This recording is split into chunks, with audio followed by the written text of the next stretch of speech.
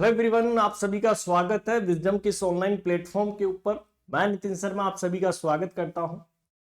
बात करते हैं आज ब्लड शुगर प्रोफाइल के बारे में कि क्या होता है ब्लड शुगर, ठीक है, कि नॉर्मल कितनी होती है ये भी हम यहां पर बात करने वाले हैं। रैंडम ब्लड शुगर कितनी होती है और खाना खाने के बाद कितनी होती है, HbA1c क्या होता है, ये सभी चीजों के बारे में हम बात करने वाले हैं। तो आज का टॉपिक मोस्ट इंपॉर्टेंट है दोस्तों, क्या रहने वाला है ब्लड शुगर प्रोफाइल। कि सर ब्लड शुगर प्रोफाइल के अंदर हम क्या क्या चीज पढ़ते हैं। सबसे पहले आता है रैंडम ब्लड ग्लूकोज लेवल। सबसे पहली टर्म क्या आती है, क्या पढ़ोगे, रैंडम ब्लड ग्लूकोज।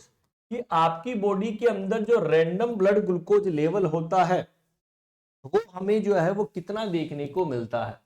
क्लियर कि हमारी बॉडी के अंदर रैंडम ब्लड ग्लूकोज, रैंडम का मतलब होता है कि आप कभी भी रैंडमली यदि ब्लड ग्लूकोज लेवल चेक करो, ठीक है, तो वो कितना आपको देखने को मिलता है, 70 से लेकर 125 mg पर DL।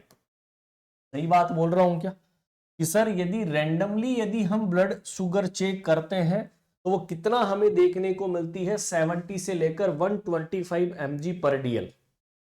लेकिन यदि एक ग्लूकोज का लेवल आप चेक करो फास्टिंग के टाइम में, फास्टिंग का मतलब होता है कि आपने खाना नहीं खाया है, यानी कि भूखे हैं, 12 घंटे से ज्यादा जो है वो भूखे हैं, और तब यदि आप ब्लड ग्लूकोज का लेवल यदि चेक करते हैं तो वो कितना आता है आपकी बॉडी के अंदर नॉर्मल 70 से लेकर 100 mg पर DL। ठीक है, बिल्कुल सर ये बात भी सही है। नेक्स्ट क्वेश्चन पूछेगा कि आपने खाना खा लिया और खाना खाने के बाद में आप चेक करते हैं तो उसे बोलते हैं पोस्ट प्रेंडियल। ठीक है, यदि आप थर्ड नंबर का पॉइंट क्या होगा कि ग्लूकोज चेक किया खाना खाने के बाद, पोस्ट प्रेंडियल। पोस्ट प्रेंडियल का मतलब क्या होता है कि खाना खाने के बाद में 2 घंटे के बाद में यदि आपने चेक किया तब वहां पर ब्लड ग्लूकोज का लेवल यहां से ज्यादा हो जाएगा।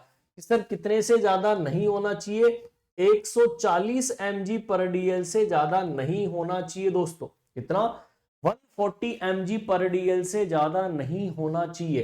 तीनों क्वेश्चन वेरी वेरी इंपॉर्टेंट है एग्जाम के पॉइंट ऑफ व्यू से कि रैंडम कितना होता है, फास्टिंग पे कितना होता है और पोस्ट प्रेंडियल।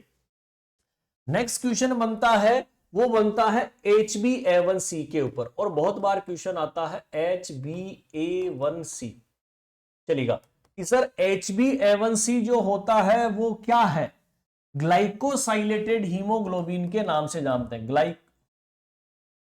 ग्लाइकोसिलेटेड हीमोग्लोबिन के नाम से भी हम जानते हैं। ठीक है, कि सर ये हमें कितने महीने की ब्लड ग्लूकोज बताने का काम करता है, ये 3 महीने की, 3 मंथ की ग्लूकोज की क्या दे देता है, फाइंडिंग हमें दे देता है कि इसकी 3 महीने के अंदर इतना जो है वो ब्लड ग्लूकोज का लेवल रहने वाला है। अब जो क्वेश्चन बनता है वो ये बनता है कि यहां पर नॉर्मल लेवल जो है वो HbA1c का कितना हमें देखने को मिलता है। ठीक है, यदि आपको क्वेश्चन पूछ ले कि कितना होता है तो आप क्या आंसर करोगे, फटाफट से कमेंट बॉक्स के अंदर आना चाहिए। 4 से लेकर 5.6% यदि आपको दिखाई देता है तो HbA1c नॉर्मल है।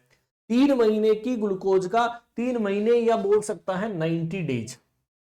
ठीक है, 3 महीने के अंदर 90 दिन ही होते हैं, तो सर 90 डेज की ब्लड ग्लूकोज बताने का हमें काम करता है।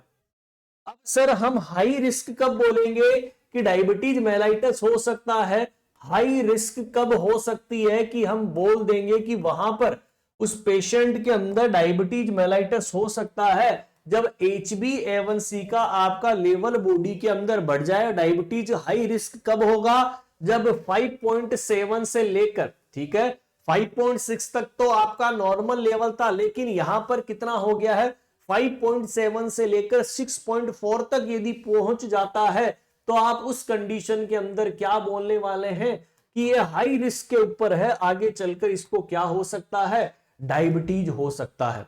इज दैट क्लियर, कब बोल सकते हैं कि हाँ उस टाइम हमें डायबिटीज देखने को मिल सकता है। लेकिन आप कंफर्मली डायबिटीज मेलाइटस कब बोलने वाले हैं, जब HbA1c का लेवल आपकी बॉडी के अंदर अब कितना हो जाए, 6 पॉइंट से ज्यादा।